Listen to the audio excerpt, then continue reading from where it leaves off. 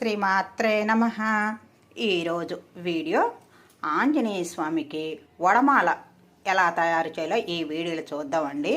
వడమాలకి ఏంటంటే నేను ఒక 4 గంటల ముందు మినపప్పు నానబెట్టుకొని మనము కొంచెం ఉప్పు వేసుకొని మిక్సీలో కానీ గ్రైండర్లో కానీ ఇలా రుబ్బుకోవాలండి. చూడండి, ఇలా రుబ్బుకున్నాను. నేను రుబ్బుకొని ఇదిగో కళాయి పెట్టుకున్నాను, ఆయిల్ వేసుకున్నాను. ఆయిల్ బాగా కాగిన తర్వాత మనము ఆంజనేయ స్వామి చిన్నగా మనము మాలకు చిన్న వేసుకొని మనము దండ ఎలా కూర్చోలో చూద్దాం. మనం మాలకు మన సైజు చిన్న పెద్ద ఫోటో ఉంటే కొంచెం పెద్దది అలాగ వేసుకోవచ్చు.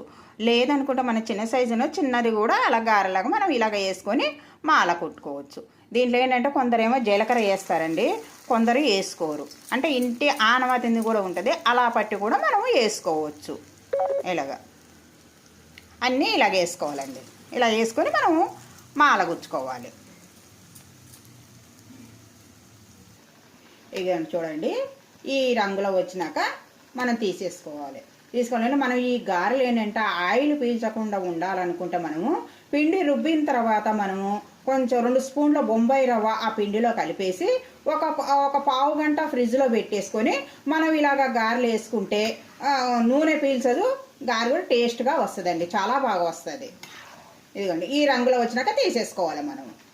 ఇదిగోండి, ఇలాగా వేసుకున్నాం కదండి. వేసుకున్న తర్వాత మనము ఇవి 11 కానీ 27 కానీ 54 కానీ 108 కానీ వేసుకోవచ్చు. నేను ఇప్పుడు 11 వేసుకుంటున్నాను, మా ఫోటో కొంచెం చిన్నగా ఉందండి. ఇలాగ వేసుకుంటున్నాను, ఇలా గుచ్చుకుంటున్నాను.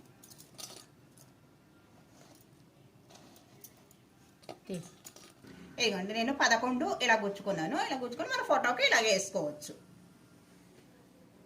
వీడియో నచ్చితే లైక్ చేయండి, షేర్ చేయండి, సబ్స్క్రైబ్ చేయండి. Thank you.